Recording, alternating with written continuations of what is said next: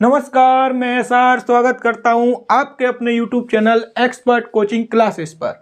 दोस्तों, आज हम सीआई पढ़ने वाले हैं और सीआई का क्वेश्चन जरूरी नहीं कि ट्री मेथड से ही सॉल्व किया जाए या इफेक्टिव रेट से ही सॉल्व किया जाए। वो क्वेश्चन के डाटा के ऊपर डिपेंड करता है कि क्वेश्चन को किस तरीके से करना है। ऐसा नहीं कि भैया मैं तो ट्री ही लगाऊंगा, ये बिल्कुल गलती मत करना, क्योंकि ये कैलकुलेटिव बन जाएगा बहुत ज़्यादा। आपने देखा होगा अभी पटवारी का पेपर हर व्यक्ति बोल रहा था कैलकुलेटिव है। क्यों? क्योंकि उसके पास वही पुरानी मेथड रहती है। हमने देखा कि ये तो बन गया ट्री, ठीक है, लेकिन हम इतना क्यों, ये डायरेक्ट नहीं आ सकता क्या कहीं से?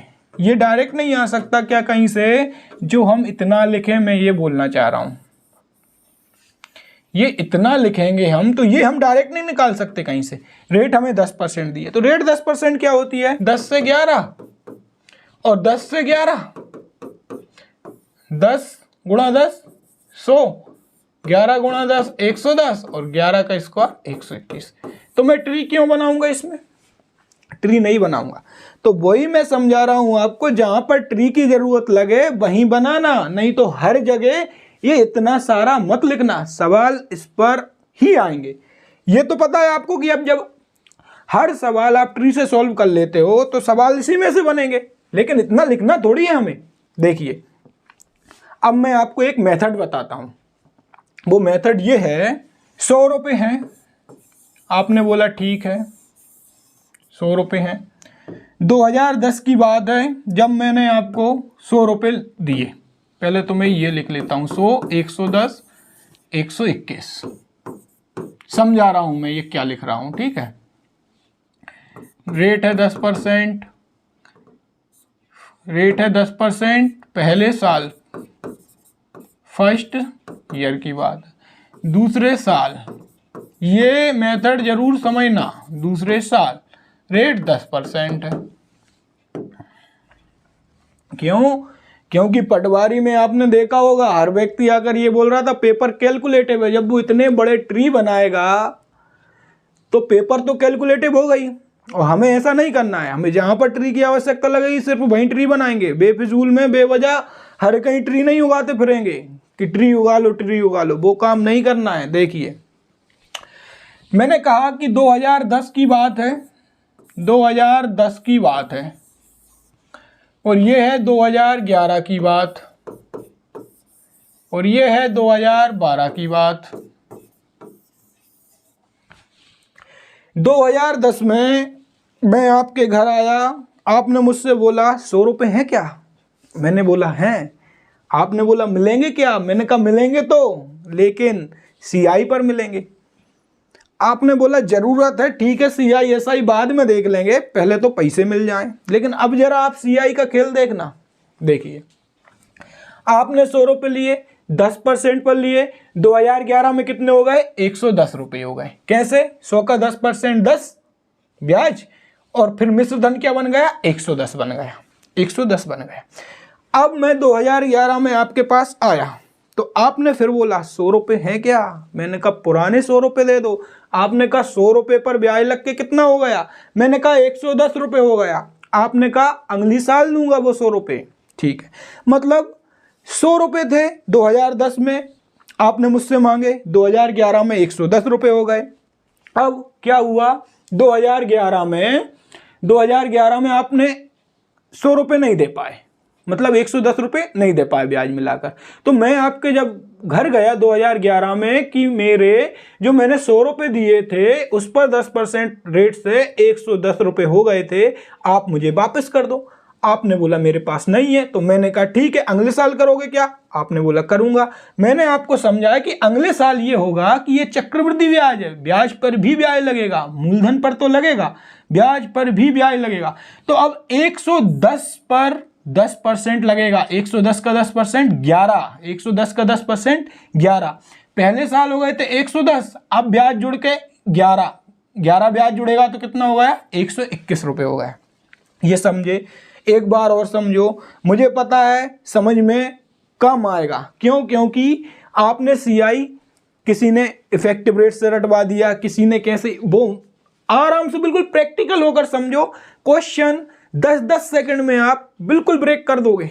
आंसर तक पहुंच जाओगे। देखिए 100 रुपये हैं 2010 में, 10% रेट है, अगले साल हो गए 110। आपने कहा ठीक है, मैंने कहा CI है, मूलधन पर तो ब्याज लगेगा ही लगेगा। 110 को मैं 100 + 10 लिख सकता हूं, ये भी 110 होगा। मूलधन पर तो ब्याज लगेगा ही लगेगा, ब्याज पर भी ब्याज लगेगा, जो 10 रुपये था तो 11 रुपये ब्याज हो गया। अब ये 110 में जोड़कर 121 हो गया। ये तो समझ में आया, 110 में जोड़कर 121 हो गए, क्योंकि 2010 में 100 रुपये थे, 2011 में 110 रुपये हो गए, अब 110 रुपये हो गए तो CI है। तो अब जो मिश्रधन है, मिश्रधन जो बना है, अब इस पर ब्याज लग जाएगा। कहने का मतलब मूलधन पर तो लगेगा, ब्याज पर भी ब्याज लग जाएगा। ठीक है, अब यहां से देखिए जरा आप कि पहले साल में ये था आपका मूलधन, ये था मिश्रधन, इसका रेशियो बताओ, प्रिंसिपल से अमाउंट का रेशियो। आपने कहा 10 से 11 आया पहले साल। मैंने कहा दूसरे साल बताओ, अब दूसरे साल आपका ये प्रिंसिपल बन जाएगा, ये अमाउंट बन जाएगा। आपने कहा 11 से 121 कट जाएगा, तो प्रिंसिपल और अमाउंट का रेशियो अभी भी 10 से 11 बन जाएगा। अब आपको ये लग रहा होगा कि ये प्रिंसिपल बन गया। हाँ, CI में जैसे जो मूलधन है 100 रुपये, अगले साल 110 रुपये हो गए, नहीं दोगे ना तो जो मिश्रधन है अब उसी पर ब्याज लग के आएगा, तो वो फिर से प्रिंसिपल बन जाएगा। ठीक है, अब यहां से देखा प्रिंसिपल और अमाउंट का रेशियो पहले साल भी सेम है, दूसरे साल भी सेम है। ठीक है, तभी आपसे बोला जाता है कि 10% रेट है, 2 साल है, रेट बराबर 10% है, टाइम बराबर 2 ईयर है, तो आप क्या करने लगते हो 10 से 11। क्यों ये 2 बार आप क्यों कर रहे हो?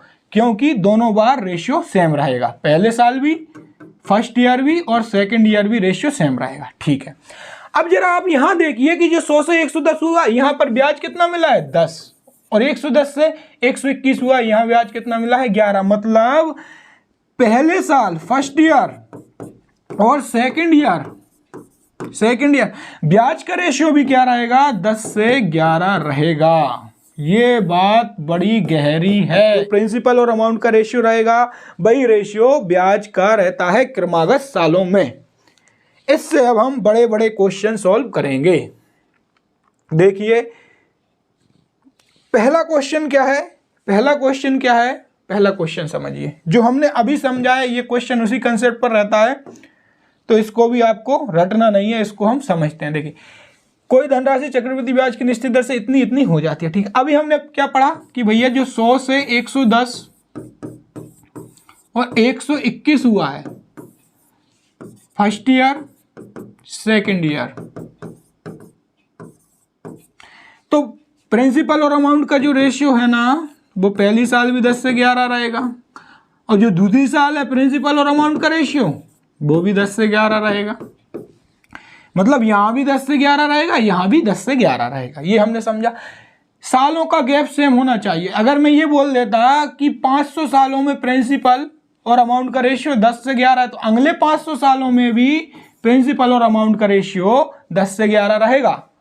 अगर मैं बोल दूं 1000 साल में प्रिंसिपल और अमाउंट का रेशियो 10 से 11 है, तो अगले 1000 साल में भी प्रिंसिपल और अमाउंट का रेशियो क्या रहेगा 10 से 11 रहेगा। चलिए अब ये क्वेश्चन को हम देखते हैं। कोई धनराशि पता नहीं है, ये धनराशि है आपकी।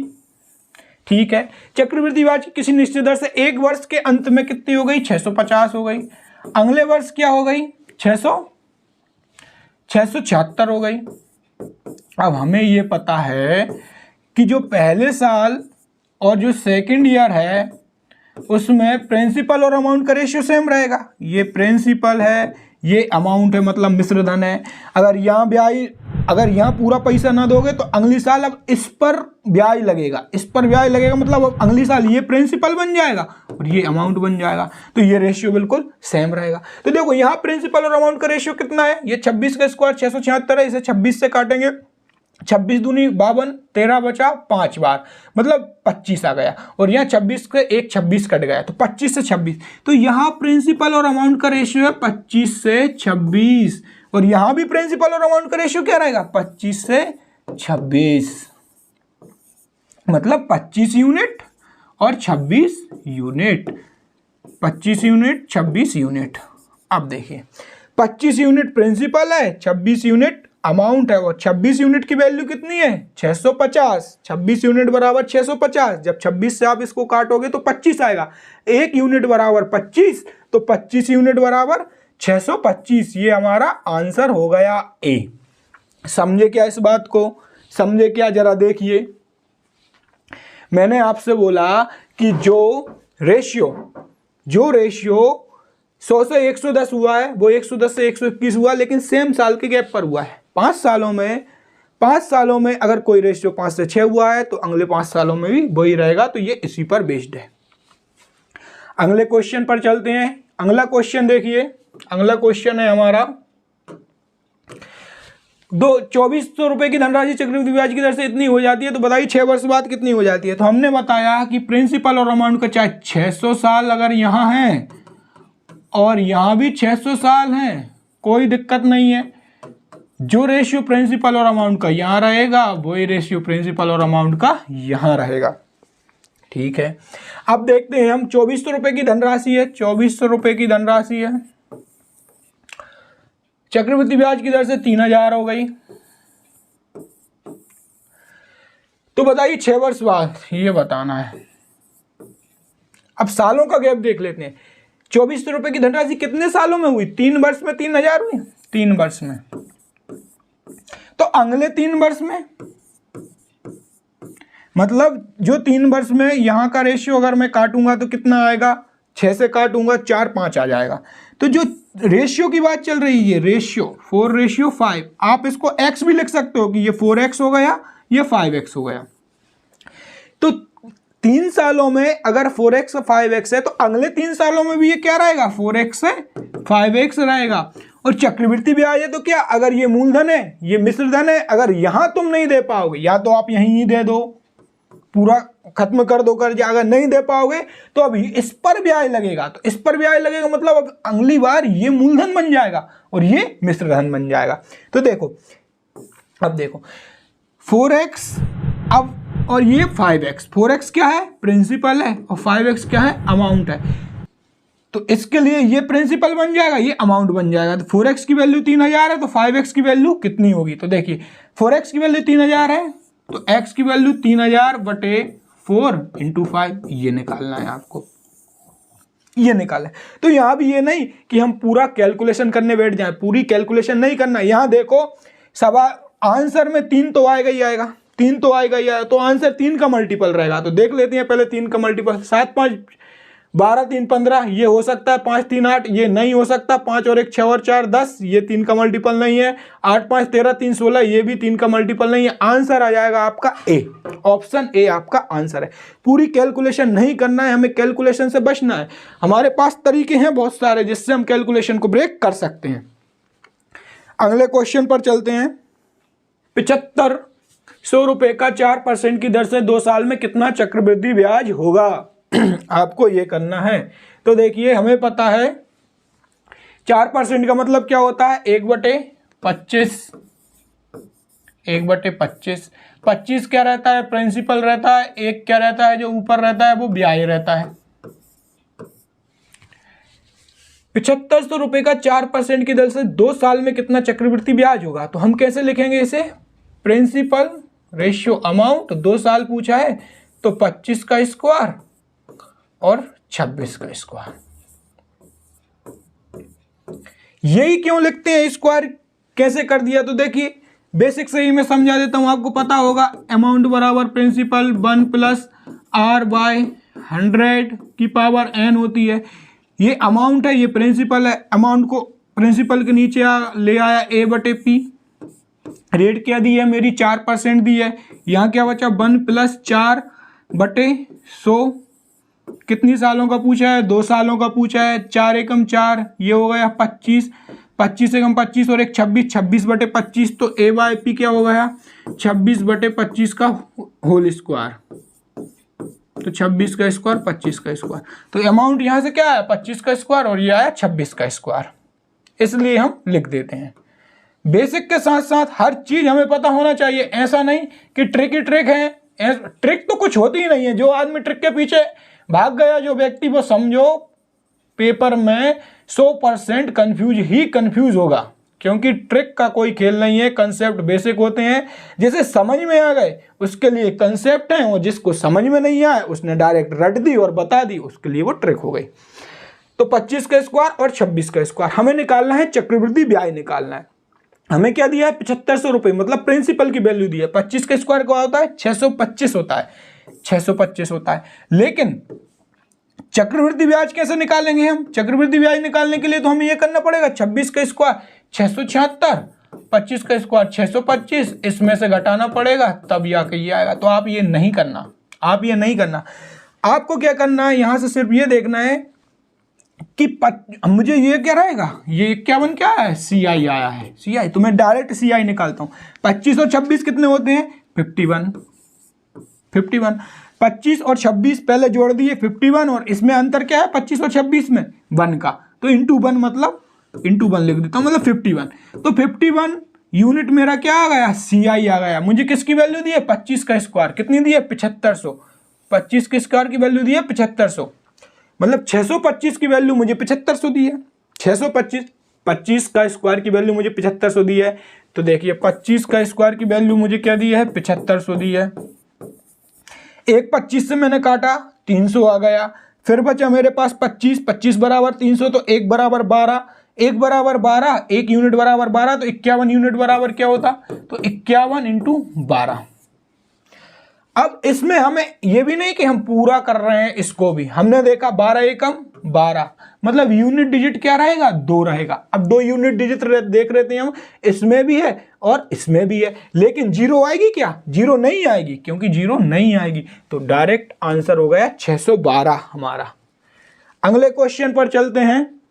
कोई धन 2 वर्ष में 4% वार्षिक चक्रवृद्धि ब्याज की दर से 1352 हो जाता है। मूलधन ब्याज 4% है, चक्रवृद्धि ब्याज की दर से कितना हो गया, 1352 रुपये हो गया, 1352 रुपये हो गया। तो इसको हम करते हैं, कहाँ गया, ये है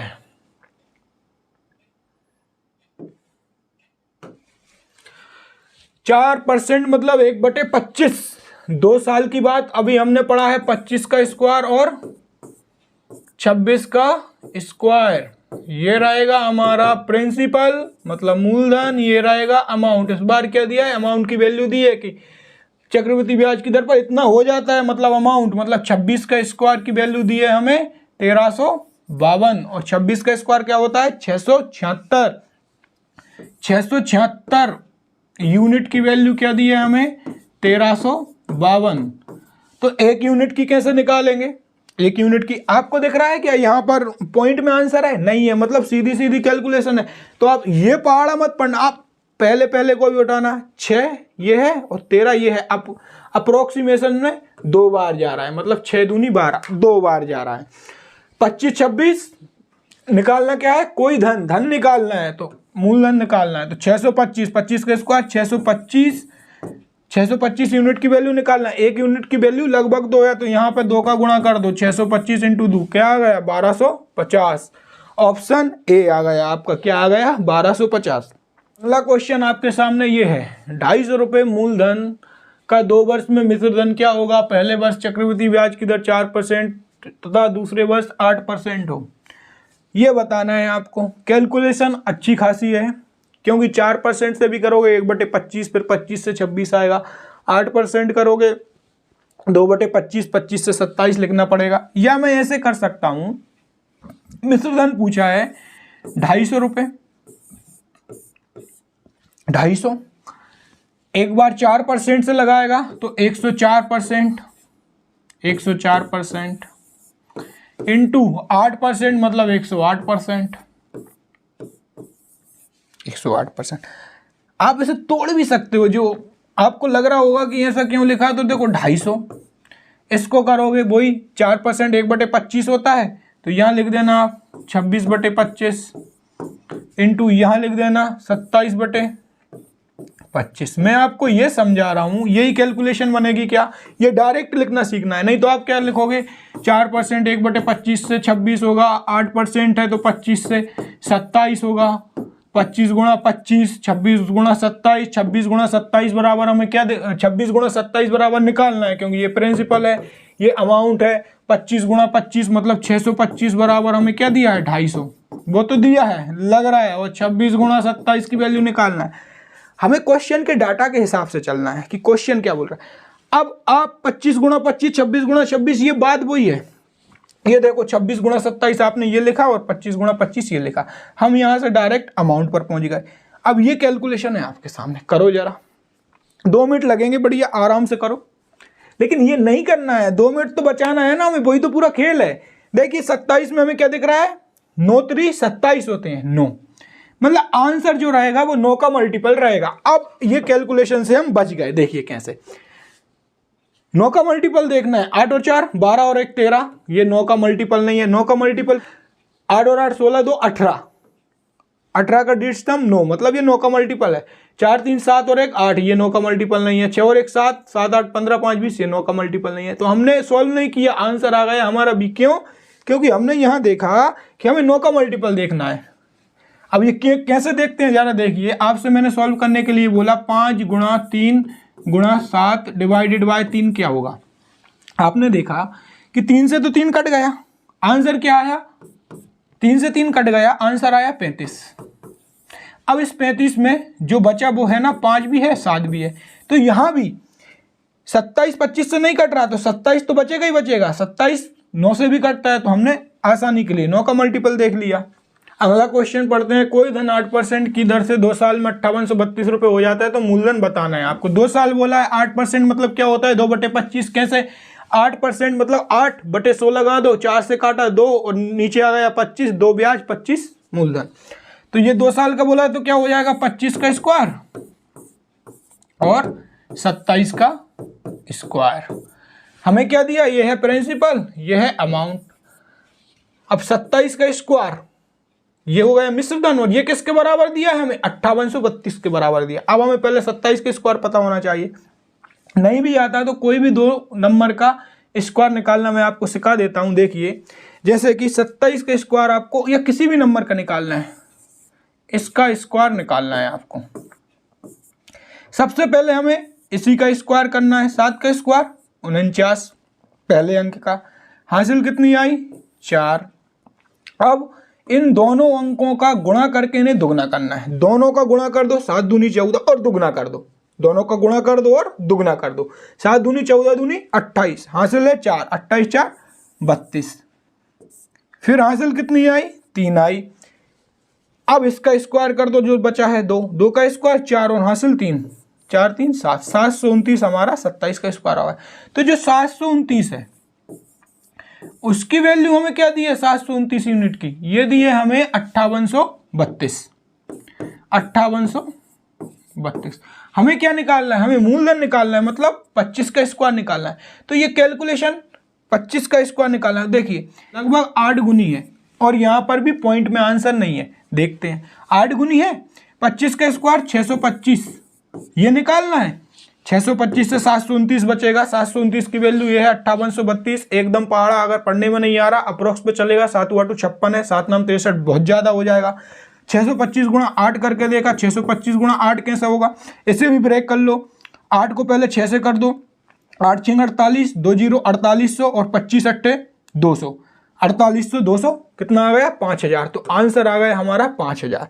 इस तरीके से हमें कैलकुलेशन करनी है, ना कि पूरे को काटना है। पहले 729, अब यही सोच रहे हैं कि ये किससे कटेगा, 27 से कट रहा है, 27 से कम 27 दूनी, वैसे नहीं हो पाएगा, कैलकुलेशन बहुत लेंदी हो जाएगी। अगला क्वेश्चन हमारा ये है कि यदि एक निश्चित राशि चक्रवृद्धि ब्याज की दर से इतनी हो जाती है 7.5 वर्षों में, अगले 15 वर्षों में इतनी हो जाती है, तो चक्रवृद्धि ब्याज क्या ज्ञात करना है, मूलधन ज्ञात करना है। तो मैंने आपको शुरू में ही बताया था कि ये 7.5 वर्ष है और ये भी 7.5 वर्ष है, रेशियो बराबर रहेगा। ये बोल रहा है 15 वर्षों में, 15 वर्षों का मतलब ये है कि जैसे ये 2010 है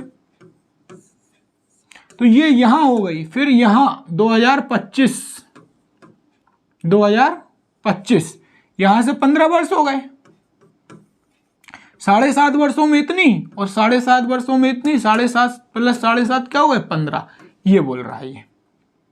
तो हमने ये क्वेश्चन शुरू में ही डिस्कस किया था कि इस टाइप के क्वेश्चन में हमें क्या करना है, इस टाइप के क्वेश्चन में हमें कुछ भी नहीं करना है, जो रेशियो प्रिंसिपल और अमाउंट का रहेगा वही रेशियो सेम टू सेम सालों में वैसा का वैसा रहेगा। तो देखिए, यदि एक निश्चित राशि चक्रवृद्धि ब्याज की, वो निश्चित राशि है x, यहां गए 7.5 वर्षों में 6400 रुपये हो गई, और अगले 7.5 वर्षों में, ये 7.5 वर्ष हो गए, 15 वर्षों में 8,000 रुपये हो जाती है। मतलब ये राशि 15 वर्षों में 8,000 रुपये हो जाती है। 15 वर्ष में 7.5 तो ये हो गए बच्चे, 7.5 15 वर्षों में कितनी हो जाती है? 8,000 हो जाती है। तो देखिए जरा क्वेश्चन, साल का गैप सेम है ना, साल का गैप दोनों में सेम है, तो हम काट देंगे 2 जीरो से 2 जीरो, 16 चौको 64, 16 पंजे 80। जो रेशियो यहाँ है वही रेशियो यहाँ रहेगा, 4:5 प्रिंसिपल, और ये अमाउंट बन जाएगा। 5 की वैल्यू है 64, तो 4 की निकालना है, तो क्या आ जाएगा? 6400/5 × 4। अब इसको सॉल्व करना है, इसको भी ऐसे सॉल्व नहीं करना है। इसको 10 बना दिया मैंने, 2 से गुणा किया, इसको भी 2 से गुणा कर दिया मैंने, ये 10 बन गया, 1 जीरो से ये कट गया, मेरे पास क्या बचा? 640 × 8। तो अब मैं देखूंगा, एक तो जीरो आएगी आंसर में, ठीक है, दूसरे अंक पर क्या आएगा? 8 चौको 32, जिसकी यूनिट डिजिट क्या है? 2। तो लास्ट में 2 जीरो जहां दिखे मेरा आंसर हो जाएगा 2 जीरो, यहां भी दिख रहा है और 2 जीरो यहां भी दिख रहा है। अब यहाँ पे मैंने देखा डिजिट सम लगाया, 6 और 4 10, ये 1 हो गया, 4 दूनी 8, मतलब आंसर का डिजिट सम 8 रहेगा। 5 और 2 7 और 1 8, इसका डिजिट सम 8 है। 4 और 3 7 और 2 9, ये आंसर नहीं रहेगा, इसका डिजिट सम 9 है। तो इस तरीके से भी आप क्वेश्चन को हल कर सकते हो। 2 साल में 4% की दर से कोई मूलधन इतना हो जाता है, कोई मूलधन इतना हो जाता है, मतलब ये हमें क्या दिया है? अमाउंट दिया है, इतना हो गया। ये अगर अमाउंट दिया है, ये क्या है? अमाउंट है हमारा। तो मूलधन पूछा है, निकालो, मूलधन ही निकालना है, बेसिक सा क्वेश्चन है। 4% 1/25 होती है, 2 साल बोला है तो 25 का स्क्वायर और 26 का स्क्वायर, 25 का स्क्वायर 26 का स्क्वायर, 26 का स्क्वायर ये प्रिंसिपल है, ये अमाउंट है। 26 का स्क्वायर होता है 676, इसकी वैल्यू हमें क्या दिया है? ये दिया है। तो 676 यूनिट की वैल्यू दी है 270.4, ये दी है। नहीं आ रहा पहाड़ा तो डायरेक्ट यहां से अप्रोक्सीमेशन लगा दो, 6 चौको 24, 4 के समथिंग जा रहा है, ठीक है। देख लेते हैं आंसर, 25 का स्क्वायर 625 होता है, 625 इंटू, लेकिन यहाँ पर पॉइंट भी है, तो मतलब एक पॉइंट जो भी आएगा हमें 1 पॉइंट लगा देना है। आंसर जो भी आए उसमें पीछे से 1 पॉइंट लगा देना है। 625 गुणा 4 जब आप करोगे तो आंसर आएगा आपका 4 छिंग 2400, 25 चौको 100, 4 छिंग 2400 और 25 चौको 100, 2500, 2500। 1 पॉइंट लगाया तो 1 पॉइंट हम यहाँ लगा देंगे, तो आंसर आ जाएगा 250। क्या ये कैलकुलेशन समझे? क्या ये कैलकुलेशन समझे? अगला क्वेश्चन है, किसी राशि पर 10% की वार्षिक दर से 2 साल का साधारण ब्याज इतना है, 2 साल का चक्रवृद्धि ब्याज बताओ। साधारण ब्याज है, साधारण ब्याज आपको निकालना आता है 10% की दर से, साधारण ब्याज 10% है, मतलब 1/10 है। साधारण ब्याज की बात कर रही है, प्रिंसिपल है, प्रिंसिपल कभी चेंज नहीं होता है, शुरू में ही बताया था। साधारण ब्याज में 2 साल का बोला है, एक ब्याज 1 साल में मिल रहा है और हर साल ब्याज सेम रहता है। एक पहले साल 1 है तो दूसरे साल भी 1 रहेगा, तो ब्याज कितना हो जाएगा? 2 हो जाएगा। 2 ब्याज है, 10 प्रिंसिपल है, दिया क्या है? साधारण ब्याज 750 है 2 साल का, तो 2 साल का साधारण ब्याज यहाँ क्या है? 2 यूनिट, 2 यूनिट की वैल्यू है कितनी? 750, तो 10 यूनिट की वैल्यू कितनी हो जाएगी? 2 यूनिट की वैल्यू 750 है, तो 10 यूनिट की वैल्यू हमारी कितनी हो जाएगी? 750 इंटू 10 डिवाइडेड बाई 2, ये हो जाएगी हमारी 2 यूनिट की वैल्यू। क्या समझे? 2 यूनिट की वैल्यू हमारी क्या हो जाएगी? ये हो जाएगी। लेकिन हमें ऐसा नहीं किया भैया काटने लगे, पहले हमें पूरा देखना है, पूछ क्या रहा है? 2 साल का चक्रवृद्धि ब्याज क्या होगा? तो 2 साल का चक्रवृद्धि ब्याज क्या होगा? 10% है। अब इफेक्टिव रेट लगा दो। अगर आपको याद है कि 10% की 2 साल की इफेक्टिव रेट क्या होती है? 21% रहती है। 21% रहती है तो आपको यहाँ 21 लगा देना है, 21 लगा देना। अब आपने देखा कि 21 में 3 आ रहा है, 75 में भी 3 आ रहा है, आंसर क्या होगा? 9 का मल्टीपल होगा। अब 9 का मल्टीपल हम आंसर देख लेते हैं। 9 का मल्टीपल कौन रहेगा? जो जिसका डिजिट सम 9 रहेगा। 9, 3 और 1 4 और 1 5, ये नहीं रहेगा क्योंकि इसका डिजिट सम 5 है। 9 और 6 15, 15 4 19, 1 है, नहीं रहेगा। 8 3 11 5 16, 7 है, नहीं रहेगा। 7 14, 14 8 22, 22 5 27, 27 का डिजिट सम 9 होता है, तो ये आंसर रहेगा आपका। तो इस तरीके से हमें कैलकुलेशन को करना है, ना कि हम ये कि मुझे तो ये आता है 2 से काटना, 75 से काटना, मैं काटना लग गया, ये नहीं। हमें समय बचाना है, समय बचाना है, क्योंकि आपने देखा होगा पटवारी का क्वेश्चन किसी को तो बहुत टफ लगा, बोला कि कैलकुलेटिव आया है, और कोई बोला कि मैंने 20 मिनट पहले कर दिया। क्यों? क्योंकि उसके पास कैलकुलेशन के तरीके थे। सवाल तो सबको आता है, लेकिन कैलकुलेशन होना चाहिए और शॉर्ट अप्रोच होना चाहिए, लेकिन ऐसा नहीं कि वो ट्रिक की रटते ही गए, वो वाली नहीं होना चाहिए। नमस्कार, मैं ऐसा स्वागत करता हूं आपके अपने YouTube channel expert coaching classes पर। दोस्तों, मैं इंदौर में ऑफलाइन कोचिंग क्लासेस लेता हूं। काफ़ी बच्चों ने मुझसे कहा कि आप YouTube पर आइए, तो अभी मैंने YouTube पर स्टार्ट किया है। और आप चाहे दिल्ली में हो, चाहे अपने गांव पर हो, चाहे अपने शहर में हो, आपको वो तरीके मिलेंगे जिससे क्वेश्चन बहुत आसानी से आप सॉल्व कर सकते हो।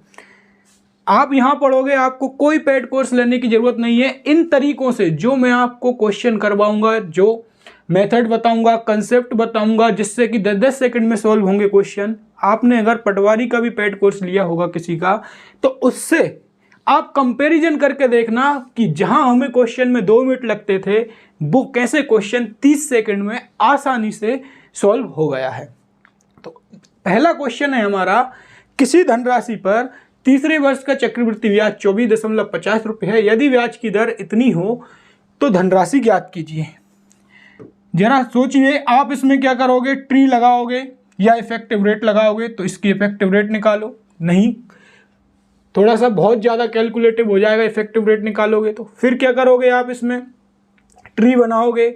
लेकिन मैं ये कह रहा हूँ, आप ट्री मत बनाना। ट्री हम बहुत कम क्वेश्चंस में बनाएंगे, बहुत कम, जहाँ हमें ज़रूरत लगेगी सिर्फ वहाँ पर। बाकी हम एक लाइन में आंसर लाने की कोशिश करेंगे। कितना ही बड़ा सवाल हो CI का, हमें एक लाइन में आंसर लाना है। चलिए कैसे देखते हैं। सबसे पहले हमें क्या चाहिए? इसमें तीसरे वर्ष का चक्रवृद्धि ब्याज चाहिए, ना कि ये बोला कि 3 वर्ष का। अब तीसरे वर्ष का चक्रवृद्धि ब्याज एक लाइन में कैसे आएगा? तो देखिए, हमें पता होना चाहिए प्रिंसिपल और अमाउंट का रेशियो क्या होगा 3 साल में। 3 साल में क्या होगा, ये मैंने बेसिक में बताया है कि कैसे 2 साल में स्क्वायर करते हैं, कैसे 3 साल में क्यूब कर देते हैं, इससे पहले वाली वीडियो में। तो प्रिंसिपल और अमाउंट का रेशियो रहेगा 6 का क्यूब और 7 का क्यूब। 16 सही 2/3% क्या होता है? 1/6। 1 हो गया प्रिंसिपल, और 6 हो गया प्रिंसिपल, 1 हो गया हमारा क्या? ब्याज। ये हो गया चक्रवृद्धि ब्याज। और 7 क्या हो गया हमारा? अमाउंट, मतलब मिश्रधन। तो क्या हो गया? 6 प्रिंसिपल और 7 मिश्रधन। 3 साल पूछा है तो क्यूब कर दिया। अब यहां पहले साल, दूसरे साल और तीसरे साल का चक्रवृद्धि ब्याज कैसे लेकर आए? तो इसके लिए आपको कुछ नहीं करना, सिर्फ मेरी बात सुनिए। पहले साल का चक्रवृद्धि ब्याज और दूसरे साल का चक्रवृद्धि ब्याज का रेशियो भी वही रहेगा जो प्रिंसिपल से अमाउंट का रेशियो रहेगा। प्रिंसिपल से अमाउंट का रेशियो क्या है? 6 से 7 है। 3 साल का बोला प्रिंसिपल से अमाउंट, तो 3 साल मतलब 6 का क्यूब 7 का क्यूब कर दिया। और CI का रेशियो पहले साल और दूसरे साल क्या रहेगा? 6 से 7 रहेगा। दूसरे साल और तीसरे साल क्या रहेगा? 6 से 7 ही रहेगा। तो 6 छिंग 36, 7 छिंग 42 और 7 सतैया 49। ये आ गया हमारा पहले साल का चक्रवृद्धि ब्याज, ये आ गया हमारे दूसरे साल का चक्रवृद्धि ब्याज, ये आ गया हमारे तीसरे वर्ष का चक्रवृद्धि ब्याज। हमने ट्री नहीं बनाया, एक लाइन में लिख दिया कि 6 का क्यू 7 का क्यू, ये प्रिंसिपल से अमाउंट का रेशियो है। चक्रवृद्धि ब्याज पहले साल का 36 रुपये, दूसरे साल का 42 रुपये, तीसरे साल का 49 रुपये रहेगा। तो हम इसको ट्री ना बनाकर हमने किया, पहले साल से दूसरे साल का रेशियो 6 से 7 है, दूसरे साल से तीसरे साल का रेशियो भी क्या है? 6 से 7 है। इसको मैं बेसिक से भी समझा देता हूं आपको। अगर आप देखो ट्री बनाते तो आपको कितना लिखना पड़ता, जरा ये देख लीजिए। आपको लिखना पड़ता कि सबसे पहले आप 6 का क्यूब मानते, फिर 6 का क्यूब, आप 16 सही 2/3%, 1/6 ब्याज लगाते, तो यहां क्या आ जाता है? 6 का स्क्वायर, क्योंकि ये 6 गुणा 6 है, 2 से 16 का 1/6 36 होगा। फिर दूसरे साल मैंने बताया था जितने गोले दिखते जाएं उतने पर रेट लगाते जाओ। पहला गोला 6 का क्यूब है तो इसका 1/6, 6 का स्क्वायर। दूसरा गोला ये है 6 का स्क्वायर, इसका 1/6, 6 आएगा। तीसरी साल में जितने गोले दिखते जाओ उतना रेट लगाते जाओ। 6 का क्यूब 6 स्क्वायर होगा। और अब इन गोलों पर लगेगा 6 का स्क्वायर का 1/6, 6 हो जाएगा। 6 का स्क्वायर का 1/6 फिर 6 हो जाएगा। कौन सा गोला बचा? 6, 6 का 1/6 1 हो जाएगा। ये मैंने पिछली क्लास बेसिक में बताया, इसको आप समझ लेना। अब जरा देखिए, ये पहले साल का चक्रवृद्धि ब्याज क्या है? 36। दूसरे साल का चक्रवृद्धि ब्याज क्या है? 36 और 6 42। तीसरे साल का चक्रवृद्धि ब्याज क्या है? 36, 6, 6, 6 49। तो जब मैं इतना लिखूंगा और मुझे सबसे लास्ट के छोर पर पहुंचना है, क्योंकि 49 यूनिट उसने बोला है तीसरे वर्ष का चक्रवृद्धि ब्याज, तो आपको तीसरे वर्ष के चक्रवृद्धि ब्याज निकालने के लिए ये करना पड़ेगा। लेकिन अगर आप मेरी बात को समझते हो, मैं क्या कह रहा हूं आपसे कि जरा देखिए, पहले साल और दूसरे साल का चक्रवृद्धि ब्याज क्या रहेगा? 6 से 7, 16 सही 2/3% क्या रहता है? 1/6। तो प्रिंसिपल और अमाउंट का रेशियो पहले साल, अगर मैं पहले साल और दूसरे साल प्रिंसिपल और अमाउंट का रेशियो बोलूं, प्रिंसिपल और अमाउंट का रेशियो 6 से 7 रहेगा। मैंने कहा आपसे कि प्रिंसिपल अगर 6 है, एक साल में अगर मैंने आपको 6 रुपये दिए तो 16 सही 2/3% पर मैं आपसे 7 रुपये लूंगा एक साल के अंत में। तो वही मैं बोल रहा हूं कि जो प्रिंसिपल और अमाउंट का रेशियो रहेगा वही ब्याज का रेशियो रहेगा। लेकिन ब्याज का रेशियो कैसा रहेगा? ब्याज का रेशियो ऐसा रहेगा, ब्याज हर साल लेते हैं ना, तो हर साल मतलब पहले साल 6 रहेगा तो दूसरे साल 7 रहेगा, ठीक है। फिर दूसरे साल अगर 7 है तो तीसरे साल और कुछ रहेगा। तो कैसे निकालेंगे उसे हम? पहले साल अगर 6 है तो दूसरे साल 7 रहेगा। और हर क्रमागत सालों में, अब पहले से दूसरे में 6 से 7 है तो दूसरे से तीसरे में भी क्या हो जाएगा? ये 6 से 7 हो जाएगा। पहले से दूसरे में 6 से 7 है तो दूसरे से तीसरे में भी 6 से 7 हो जाएगा। दूसरा साल यहाँ भी है, दूसरा साल यहाँ भी है, आपने रेशियो पढ़ा होगा, दोनों साल हैं, मतलब दूसरे साल 7 है और दूसरे साल ही 6 है, तो इन दोनों को एक सा बनाना पड़ेगा ना। इसमें मुझे 6 का गुणा करना पड़ेगा, रेशियो है तो मुझे यहाँ भी 6 का गुणा करना पड़ेगा, यहाँ 7 का गुणा करना पड़ेगा और यहाँ भी 7 का गुणा करना पड़ेगा। अब देखो, पहले साल 36, दूसरे साल 7 42 और तीसरे साल 49। तो इस चीज को मैं डायरेक्ट ही लिख रहा हूं कि पहले साल से दूसरे साल 6 से 7, दूसरे साल से तीसरे साल 6 से 7, पहले साल ऐसे गुणा किया 6 × 36, दूसरे साल क्रॉस मल्टीप्लाई कर दिया 42 और तीसरे साल लिख दिया 49। तो मुझे इतना सब कुछ करने की जरूरत नहीं पड़ी, मुझे सिर्फ इसमें 6 से 7 मैंने आंसर लगा दूंगा मैं। देखिए क्वेश्चन पर चलते हैं हम। क्वेश्चन है हमारा ये, अब इसमें हमें क्या दिया है? दूसरे साल का चक्रवृद्धि ब्याज। दूसरे साल का हमें क्या दिया है? चक्रवृद्धि ब्याज। तो हम दूसरे साल का चक्रवृद्धि ब्याज इसमें से निकाल लेते हैं, क्या होगा। देखिए दूसरे साल का इसने बोला है कि तीसरे वर्ष का चक्रवृद्धि ब्याज 24.50 है। तीसरे वर्ष का चक्रवृद्धि ब्याज हमारे पास क्या है? ये है। तो 49 यूनिट की वैल्यू क्या हो जाएगी? 24.50। तो एक यूनिट की वैल्यू क्या आएगी? 24.50 डिवाइडेड बाय 49। 24.50 divided by 49। अब मैं काटूंगा तो कैसे काटूंगा? जीरो को भूल गया। मुझे लग रहा है कि 9×45 होता है, तो 5 बार जाएगा। अब आपको ये सीखना पड़ेगा कि 24.5 डिवाइडेड बाय 49 दिख रहा है, तो या तो मुझे 49 7 से काट दूं मैं। 7 से तो हर कोई काट लेगा। डायरेक्ट कैसे कि लगभग मैंने देख लिया, ये सिर्फ 50 मान लिया, इसे 250 मान लिया, इसे 50 मान लिया, इसे 250 मान लिया, तो 5 बार जा रहा है। तो एक यूनिट वैल्यू क्या होगी? 5 होगी। एक यूनिट बराबर अगर 5 है तो धनराशि क्या है? 6 का क्यू क्या है हमारे पास? 216। 6 का क्यू क्या है? 216। तो ये कितनी बार गया हमारा? 0.5 बार। 0.5 क्या होता है? 5/10, मतलब 1/2, 216 का आधा 108। आप जरा यहाँ देखिए एक बार गौर से कि हमने एक लाइन में पूरा क्वेश्चन कर दिया। ट्री बनाने की बजाय 6 का क्यू 7 का क्यू होगा, पहले साल से दूसरे साल का, दूसरे साल से तीसरे साल का ब्याज होगा। डायरेक्ट यहां से हम आंसर मार्क कर सकते हैं। अगला क्वेश्चन देखिए, 10,000 रुपए पर 5% की दर से 3 साल का चक्रवृद्धि ब्याज क्या होगा। अब वहां पर हमसे बोला था तीसरे साल का, और यहां पर बोला है कि 3 साल का चक्रवृद्धि ब्याज क्या होगा। तो 5% क्या होता है? 5/100, 1/20, 20 का क्यूब और 21 का क्यूब। 21 का क्यूब क्या होता है? 9 × 61। 20 का क्यूब होता है 8,000। इसका डिफरेंस क्या रहेगा? इसका डिफरेंस रहेगा CI। जब इसमें से इसे घटाएंगे तो क्या आ जाएगा? 9 × 61 में से 8,000 घटाएंगे तो क्या आ जाएगा? 1261 आ जाएगा। 1261 यूनिट। देखिए ये रेशियो है, रेशियो मतलब आप रेशियो तो समझते हो ना, रेशियो क्या होता है? रेशियो का मतलब समझिए पहले, जैसे कि मेरे पास और आपके पास 100 रुपये हैं, 100 रुपये हैं, लेकिन दोनों के पास 100 रुपये हैं और उनका रेशियो मैंने कह दिया कितना है, 7:3 है, 7:3 है। तो अब ये 7 रुपये और 3 रुपये तो है नहीं है, क्योंकि रुपये तो 100 है। मेरे पास और आपके पास 100 रुपये हैं, लेकिन उनका रेशियो है 7:3 रेशियो है, मतलब इसको मैं 7x और 3x भी लिख सकता हूँ। अब ये x की वैल्यू क्या आएगी, x की वैल्यू ये आएगी, दोनों को मिलाकर कितना है 10, तो हम यहाँ बोल देते हैं ये 7:3 है, मतलब ये 10 यूनिट हो गई।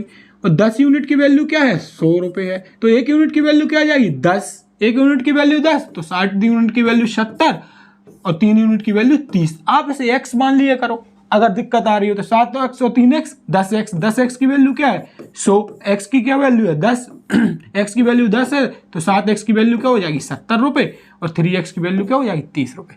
तो ये यूनिट 1261 यूनिट ये है, 8000 यूनिट ये है और 9261 यूनिट ये है, मतलब 8000x ये है।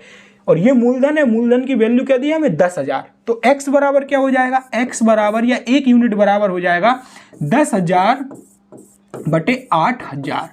3 जीरो से 3 जीरो कट गई, 5/4, x बराबर 5/4, मतलब 1 यूनिट बराबर 5/4, तो 1261 बराबर क्या होता है, 1261 इंटू 5/4। अब इसको काटो, 4 दिया 12, 4 एकम 4, 4 पंजे 20, 4 दूनी 8, 4 पंजे 20 इंटू 5। अब इसका गुणा करो आप, 5 25, 5 दूनी 10 और 2 12, 5 25 और 1 26, 5 एकम 5 और 2 7, 5 दिया 15। आंसर आ गया पहला वाला 1576.25। आप इसमें डिजिट सम लगा के डायरेक्ट आंसर भी निकाल सकते थे। अगला क्वेश्चन हमारा ये है, एक निश्चित राशि 3 वर्ष में इतनी हो जाती है, समान दर पर 3 वर्ष में प्राप्त चक्रवृद्धि ब्याज और 2 वर्ष में प्राप्त साधारण ब्याज का अंतर बताइए। अब आप इसमें अगर ट्री बनाओगे तो बहुत सारी कैलकुलेशन होगी, इफेक्टिव रेट लगाओगे तब इफेक्टिव रेट कैसे निकालोगे, तो वही तरीके हमें सीखना है कि एक लाइन में हमारा आंसर आ जाए बस। इसलिए दोस्तों आपने देखा होगा किसी को पटवारी का पेपर कितना कैलकुलेटिव लगा, क्यों, क्योंकि टीचर ने उन्हें वही पढ़ा दिया जो पहले आता था। पहले कैसा आता था कि 10,000 रुपये मूलधन है, उसका 10% कितना होगा, सिंपल से क्वेश्चन। लेकिन इस बार कैलकुलेटिव आ गए और एसएससी वाले बच्चा बोला कि मैथ मुझे बहुत सरल लगा और मैं 20 मिनट पहले पेपर सॉल्व करके आया। क्यों, क्योंकि उसके पास ये तरीके हैं और आप उन तरीकों से सॉल्व कर रहे हो। जरा आप इसको खुद करके देखिए सॉल्व, एक बार जरा करके देखिए, सब कुछ याद आ जाएगा आपको कि ट्री से कैसे करेंगे इसे, बहुत लेंथी पड़ेगा। अब मैंने जो आपको बात बताई है उससे देखिए जरा। एक निश्चित धनराशि 3 वर्षों में 16.2/3% की ब्याज की दर से 5,080 रुपये ब्याज प्राप्त करती है। तो मैंने बोला पहले साल से दूसरे साल 6 से 7 होगा रेशियो, दूसरे साल से तीसरे साल भी रेशियो क्या होगा 6 से 7 होगा। इन दोनों को बराबर कर लेते हैं, डायरेक्ट गुणा कर देते हैं। 6 6 36, 7 7 49, 7 6 42, ठीक है 36 42 49। ये हमारा जो ट्री से जो गोले हैं ना, जो गोले, उनकी जगह हमने सिर्फ डायरेक्ट ये लिख दिया, तो गोले बनाने की झंझट से बच गए। अब हमें पता है प्रिंसिपल से अमाउंट का रेशियो क्या होगा, 3 साल है तो क्यूब होगा, 6 का क्यूब और 7 का क्यूब।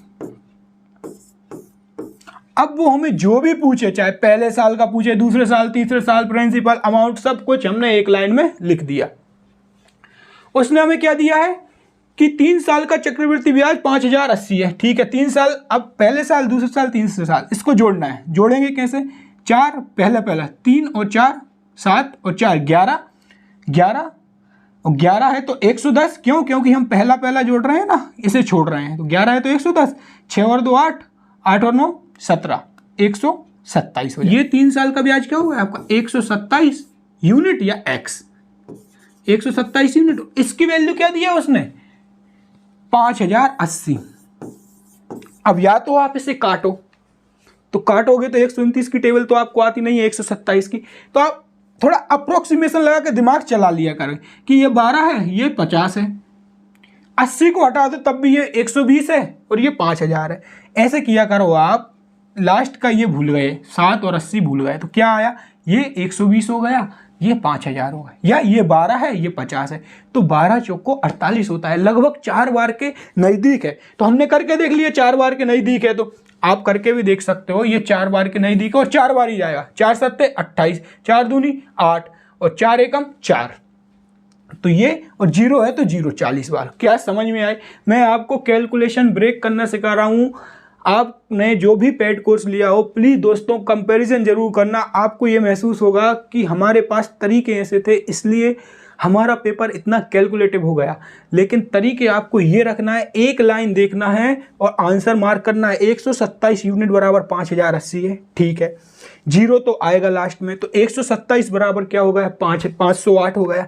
127 508 का कितना गुना है, तो 127 का पहाड़ा नहीं आता है, 2 से काटोगे 3 से काटोगे नहीं करना है, आपको थोड़ा सा अप्रोक्सीमेशन लगाना है कि 12 चौको 48 लगभग 4 बार में जा रहा है, तो 4 बार में जा रहा है और पॉइंट में आंसर नहीं है, तो ये 4 बार में ही जा रहा है। मैं कैलकुलेशन की भी आपको ऐसी वीडियो लेकर आने वाला हूं जिसमें आप देखोगे कि 90% क्वेश्चनों में कैलकुलेशन करने की जरूरत ही नहीं है, जहां तक आए और सॉल्व हो गया।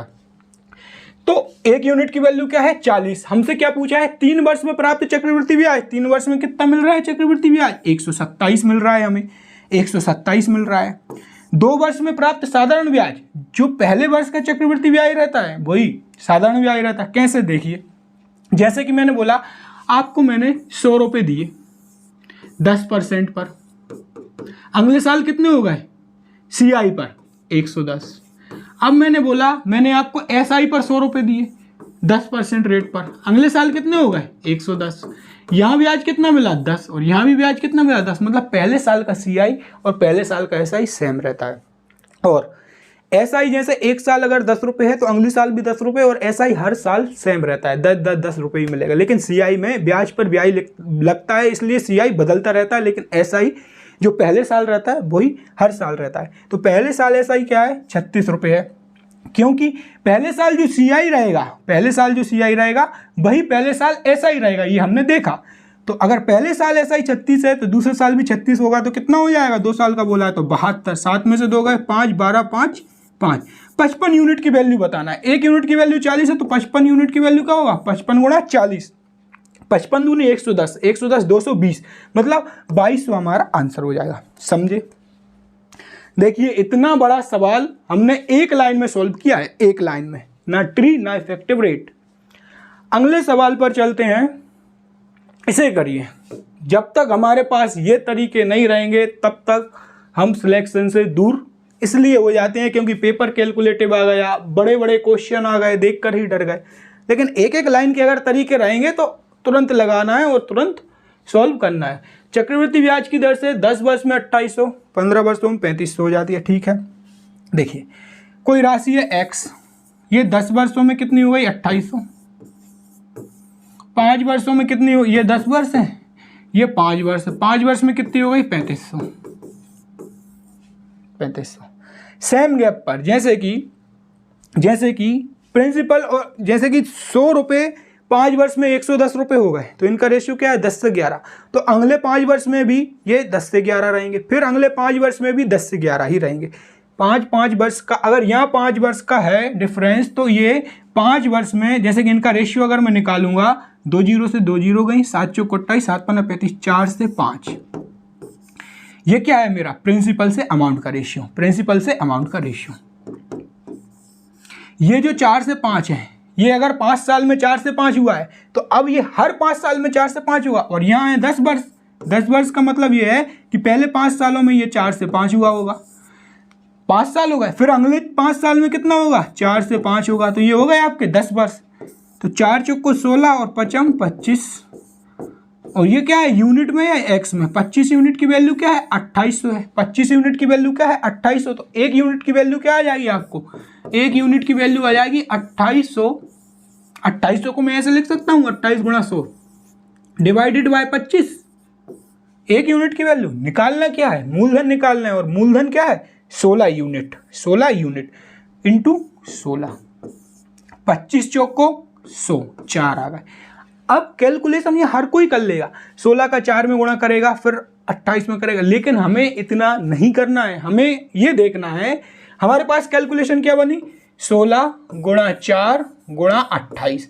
अब या तो 28 का 4 में गुणा करके 16 में कर लो, या इसमें यूनिट डिजिट लगा दो, इकाई अंक। इसका इकाई अंक क्या आएगा, इसका इकाई अंक क्या है 6, इसका इकाई अंक 4, इसका इकाई अंक 8, 8 चौको 32, 32 का इकाई अंक 2 इंटू 6, 6 दूनी 12, 12 का इकाई अंक 2, मतलब आंसर का इकाई अंक भी 2 होना चाहिए। तो एक ही में है, तो ये आंसर आ गया। ये कैलकुलेशन से हमें सॉल्व करना है, ना कि पूरा पूरा लगाना है। अगला क्वेश्चन देखिए, सरकारी नौकरी की बड़ी डिमांड है इस टाइम पर, क्योंकि हर व्यक्ति को दामन चाहिए सरकारी, भले ही खुद का बेटा बेरोजगार हो। तो इसलिए समझ लीजिए, आप बाहर निकले हो पढ़ने के लिए, सबकी उम्मीदें आप पर टिकी हैं, आपके घर वालों की उम्मीदें भी आप पर टिकी हैं। तो मैं ये नहीं बोल रहा कि आप यहीं से पढ़ो, मैं सिर्फ ये बोल रहा हूँ कि आप वहाँ से पढ़ो जहाँ से आपको लगे, जब आप टेस्ट लगाओ कि यार क्वेश्चन मैथ का आया, मैंने देखते से ही सॉल्व कर दिया, वहाँ से पढ़ो। क्योंकि पेपर तो कैलकुलेटिव होने ही वाला है, क्योंकि हर एग्जाम में बच्चे बहुत अपीयर हो रहे हैं, बहुत फॉर्म डल रहे हैं, तो कैलकुलेटिव तो उन्हें बनाना ही पड़ेगा। लेकिन हमें वो नहीं करना है कि हम आज इस टीचर पे भरोसा कर लिया, कल उस टीचर पे भरोसा कर लिया, वैकेंसी बहुत कम आती है, आपको पता ही है कितनी सालों में निकली है। तो ये बिल्कुल नहीं करना है। आपको ये देखना है कि जैसे कि ये सवाल आया, जब आप मॉक टेस्ट लगाओगे तो आपको दिखेगा कि यार समय चल रहा है, ये सवाल मेरा 3 मिनट में हुआ, ठीक है। अब आपने दूसरे टीचर को देखा, आपने देखा यार ये सवाल मेरा 30 सेकंड में ही हो गया है, तो आपको वहाँ से पढ़ना है। आता सबको है, लेकिन बात है समय की, कि कौन कितने कम समय में सॉल्व कर पाता है। यहाँ से देखिए 3 वर्षों के बाद 5%, 3 वर्षों के बाद 5% प्रति वर्ष की दर से कोई धनराशि जिसका ब्याज वार्षिक संयोजित किया जाता है, इतना हो जाता है। तो धनराशि कितनी है, ये धनराशि आपको बतानी है। तो इसमें डायरेक्ट ही दिख रहा है 5% क्या होता है, 1/20 होता है। 20 प्रिंसिपल, 1 ब्याज, 20 से 21 प्रिंसिपल से अमाउंट का रेशियो। और क्या बोला है इसने, 3 साल का बोला है ना, तो 20 का क्यूब और 21 का क्यूब। 21 का क्यूब क्या होता है 9261 यूनिट, मतलब x। इसकी वैल्यू क्या दी है उसने 9261, मतलब इंटू 1 हो रहा है। 20 का क्यूब क्या होता है 8000, 8000 इंटू 1 क्या होता है 8000 होता है। ये क्वेश्चन देखिए, किसी निश्चित राशि पर 5% की दर से 2 वर्ष का चक्रवृद्धि ब्याज इतना है, तो क्या निकालना है इसमें, धनराशि पर 6% की दर से 3 वर्ष का साधारण ब्याज। इस टाइप के क्वेश्चन बहुत आए इस बार, व्यापम ने इस टाइप के क्वेश्चन बहुत पूछे, क्योंकि ये क्वेश्चन थोड़े कैलकुलेटिव बन जाते हैं। तो चलिए देखते हैं। 5% मतलब 1/20, 2 वर्ष का चक्रवृद्धि ब्याज पूछा है। अब मैंने आपको बताया है शुरू से ही, 5% मतलब अगर 1/20 होता है तो आपके दिमाग में क्या आना चाहिए, सबसे पहले 20 से 21 ये प्रिंसिपल होगा, ये अमाउंट होगा, ये आना चाहिए दिमाग में। 2 साल पूछे, आप तुरंत लिखते जाना प्रिंसिपल अमाउंट। 20 से 21 पूछा है, 2 साल बोला है, तो मूलधन 20 का स्क्वायर, मिश्रधन क्या हो जाएगा 21 का स्क्वायर, ये हो गया। अब रहता है ये, अगर ये दोनों निकल आए तो हमें ट्री बनानी नहीं पड़ेगा, इसको हम डायरेक्ट लिख दो। क्या लिख दो, पहले साल से दूसरे साल का रेशियो भी 20 से 21 रहेगा, और 2 साल है तो पहले साल का ये, दूसरे साल का ये। ट्री बनाने नहीं पड़ा, 20-21 पता है, पूरे में 20-21 ही तो दिख रहे हैं आपको, तो फिर ट्री क्यों बनाए, नहीं बनाएंगे। इसने बोला है 2 वर्ष का चक्रवृद्धि ब्याज, पहले वर्ष का चक्रवृद्धि ब्याज 20, दूसरे वर्ष का 21, 20-21 41 यूनिट बराबर क्या दिया है इसने 246। अब वही 41 का पहाड़ा पढ़े क्या, नहीं पढ़ेंगे हम। हमें देखना है कि 41 को मैंने मान लिया 40 और इसको मान लिया 246 को 250, तो कितनी बार जाएगा 4 × 24, 4 × 24। पहला अंक ये उठाया 4, ये उठाया 24, कितनी बार गया, 1 को भी भूल जाओ यहाँ से, 6 को भी, 4 × 24। 4 की पहाड़ा तो आता है, 4 का तो आता है, अरे 4 का तो आता होगा, तो 4 × 24 इंटू 6 हुआ है। आप वैसे भी करके देख लो, 41 इंटू 6 करोगे तो 6 एकम 6, 6 चौको 24 मिलेगा वही। लेकिन मैं बता रहा हूँ डायरेक्ट दिमाग में नहीं आता, डायरेक्ट दिमाग में लाने के लिए आपको करना है 41, x की वैल्यू क्या दी है 246। मैं 6 को भी भूल गया, 1 को भी भूल गया, मैंने 4 को पकड़ा और 24 को पकड़ा, 4 × 24 मतलब 6 बार जा रहा है, 6 बार जा, 1 यूनिट बराबर 6। तो अब पूछा क्या है, अब पूछा क्या इसने कि 6% वार्षिक ब्याज की दर से 3 वर्ष का साधारण ब्याज, 3 वर्ष का साधारण ब्याज पूछा है। साधारण ब्याज निकालने के लिए क्या करोगे आप, SI बराबर PRT/100। अभी बेसिक से चल लेते हैं, नहीं तो आप डायरेक्ट भी निकाल सकते हो। P क्या आएगा आपका, 1 यूनिट बराबर कितना है, 1 यूनिट बराबर कितना है आपका 6। प्रिंसिपल कितना है आपका 400 यूनिट, तो 400 यूनिट मतलब 400 गुणा 6 400 गुणा 6। P रेट क्या दी है 6 × 3, 3 साल का पूछा है, डिवाइडेड बाय 100। अब हमें इस कैलकुलेशन को हल करना है। इसमें देखिए 2 जीरो से 2 जीरो गई, 2 जीरो से 2 जीरो कट गई।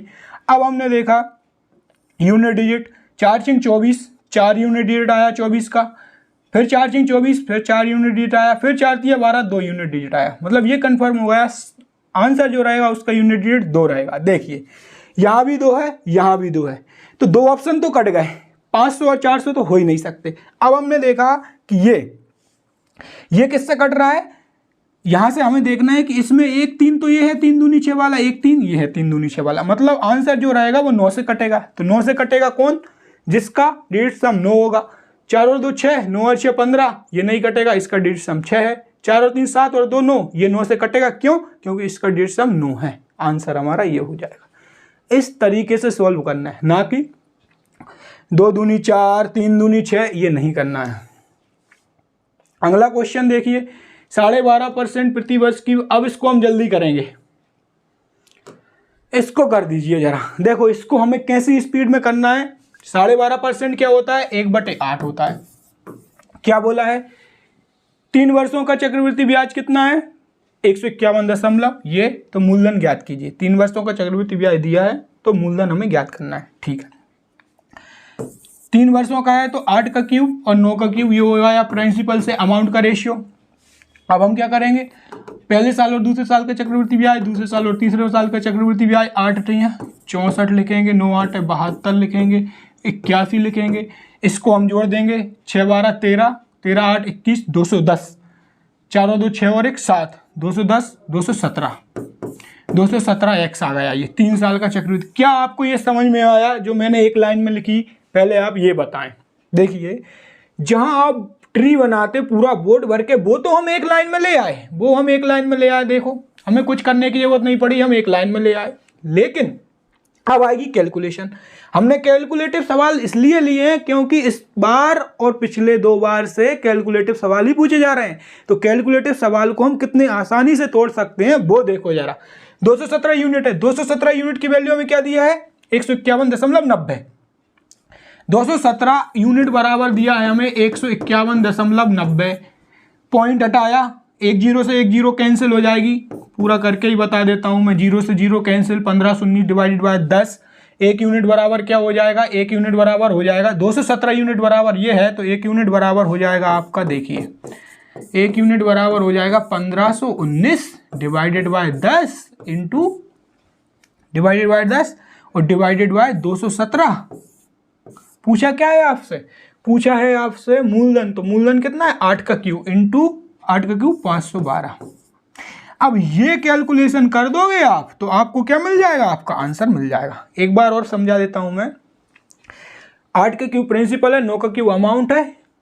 8 9 8 9 किया, पहले साल का 64 72 81, तीनों सालों का चक्रवृद्धि ब्याज 217 है। ठीक है, 3 साल का चक्रवृद्धि ब्याज उसने दिया है 1519, मतलब 151.90। 2 पॉइंट के बाद है तो मैंने नीचे 100 लगाया, 0 से 0 काट दी। अब मेरे पास बचा 1519 divided by 10। 1519 divided by 10, 217 x बराबर 1519 डिवाइडेड बाय 10 बचा मेरे पास। तो x बराबर क्या आएगा, x बराबर आएगा 1519 डिवाइडेड बाय 10 इंटू 217, क्योंकि 217 x बराबर 1519/10 था, 217। अब मुझे क्या निकालना है, प्रिंसिपल निकालना है। प्रिंसिपल कितना है मेरा 8 का क्यूब, मतलब 512 है। 512 x की वैल्यू निकालना है, तो मैं 512 x बराबर इतना है तो 512 x बराबर 512 का गुणा कर दूंगा। ये है मेरे पास कैलकुलेशन। अब इस कैलकुलेशन को करिए आप, कैसे करोगे देखिए। इस कैलकुलेशन को हम ऐसे करेंगे, यूनिट डिजिट देखा, 9 दूनी क्या है 18, 18 का यूनिट डिजिट 8 है। नीचे यूनिट डिजिट क्या है, 0 को भूल जाओ, 0 को भूल जाओ, पॉइंट को भूल जाओ, 0.0 भूल जाओ, 217 है नीचे। 7 हो जाएगा। 7 में मैं किसका गुणा करूं कि यूनिट डिजिट 8 आ जाए? किसका गुणा करूं? तो आप बोलोगे 4 का। जब मैं 7 में 4 का गुणा करूंगा, 7 चौक को 28, 8 आएगा यूनिट। तो किसका गुणा किया? 4 का। तो वही मेरा क्या आ जाएगा? आंसर। जिसमें भी यूनिट डिजिट 4 दिखे, 0.0 को भूल जाओ। वो मैं कैलकुलेशन की आपकी 4 वीडियो लेके आऊंगा।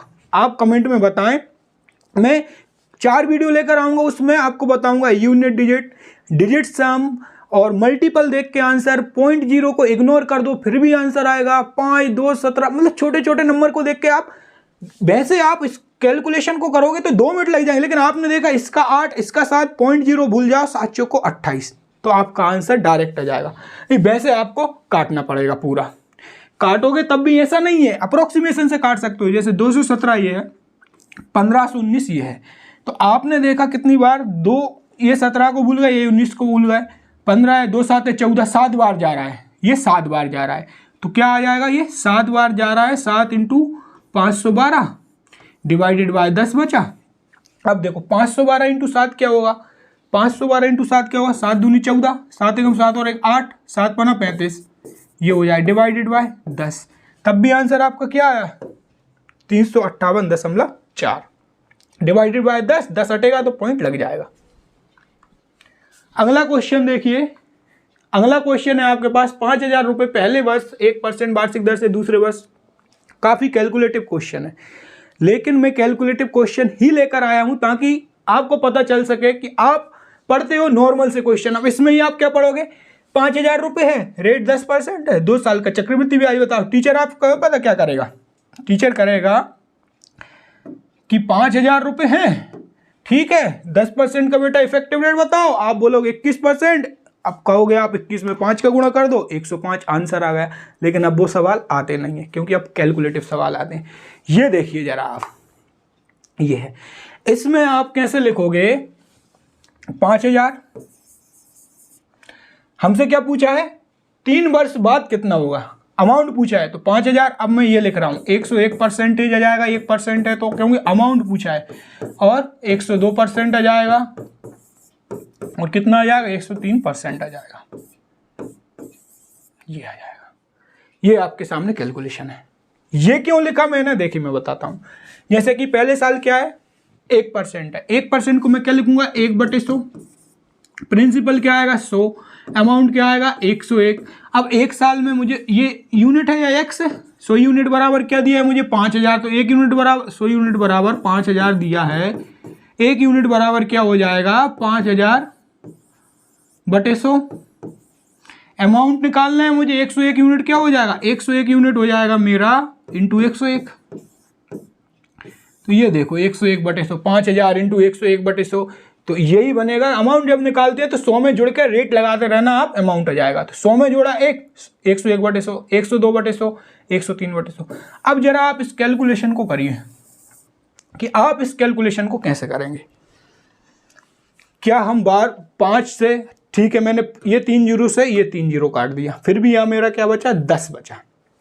100 और 100 में 4 जीरो थी, मैंने 3 जीरो काट दी। अब मेरे पास बचा है 5 × 101 इंटू 102 इंटू 103 डिवाइडेड बाय 100 बचा है। अब इस कैलकुलेशन को करिए, आप यहाँ तक पहुँच जाएंगे कि 5 से 10 को भी काट देंगे, ठीक है, 5 दूनी 10। अब आपके पास अभी भी क्या कैलकुलेशन बची है? 101 × 102 इंटू 103 डिवाइडेड बाय 200।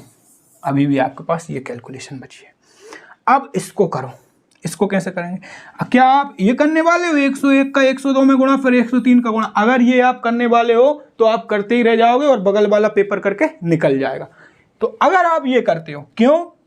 क्योंकि पढ़ने वाले बहुत हैं, पढ़ने वाले बहुत हैं, इनके पास तरीके ही ऐसे हैं कि वो इतनी बड़ी कैलकुलेशन को करते नहीं है, वो डायरेक्ट देख के लगाते हैं। कैसे? वो ही हमें आना चाहिए, वो मैं सब वीडियो लेके आने वाला हूँ। मैंने बोला कि 0.0 को भूल जाओ, पॉइंट जहां दिखे लास्ट में जीरो दिख, पॉइंट जहां भी दिखे वो भूल जाओ, पॉइंट जहां भी दिखे वो भूल जाओ, क्योंकि हमें आंसर तक पहुंचना है। जीरो जहां भी दिखे उसे भूल जाओ। मैं जीरो को भूल गया, इसको मैं भूल गया, ठीक है। अब मैंने इसका यूनिट डिजिट निकाला, 101 यूनिट डिजिट मतलब लास्ट डिजिट, मतलब अब मेरे पास कैलकुलेशन क्या बची? 1, इसका लास्ट डिजिट 2, इसका लास्ट डिजिट, इसका 3, इसका 2, 3 दूनी 6, इसका लास्ट डिजिट 6, इसका 2। मैंने बताया जब भी अपन में कुछ बचे तो इससे गुणा करके इस पर पहुंचना है। तो कितना गुणा करूं कि 6 आ जाए, तो आप बोलोगे 2 × 3। आंसर का लास्ट डिजिट क्या रहेगा, 3 रहेगा। अब आप देख लीजिए किसमें, 0.0 भूल जाओ, 0 भी भूल गया, पॉइंट भी भूल गया, तो इसका लास्ट डिजिट क्या है, 3। तो ये आंसर हो गया। जहां हम 101 का 102 में गुणा करते, वहां आपने 1 का 2 में गुणा करा, फिर भी आंसर पे पहुंच गए। तो यही मेथड हमें रखना चाहिए। तो यहां पर दोस्तों हमारे सवाल खत्म होते हैं। जल्द ही मैं नेक्स्ट वीडियो लाने वाला हूं। आप मुझे बताएं कि मैं कौन से टॉपिक पर वीडियो लाऊं। मैं CI बिल्कुल बेसिक से पढ़ा रहा हूं। इसमें 10 टाइप रहते हैं। आप जब देखोगे कि 10 टाइप हमने कितने इजीली सॉल्व करेंगे हम, सिर्फ 1-2 मेथड से, ना कि ये कि टाइप 1 की ये मेथड, टाइप 2 की ये मेथड, ये नहीं चलेगा। यहाँ पर कैलकुलेटिव से कैलकुलेटिव सवाल को हम आसानी से कर लेंगे। प्लीज़ दोस्तों, मैं अभी यूट्यूब पर नया हूँ, इसलिए आप इस वीडियो को लाइक, शेयर, सब्सक्राइब करें। और अगर मेरा एफर्ट्स पसंद आता है तो मुझे कमेंट में लिख कर बताएं कि इसमें क्या कमी है, मैं वो भी सुधारूंगा। और आप ये बताएं कि अगली वीडियो में किस टॉपिक पर लेकर आऊँ। Thank you.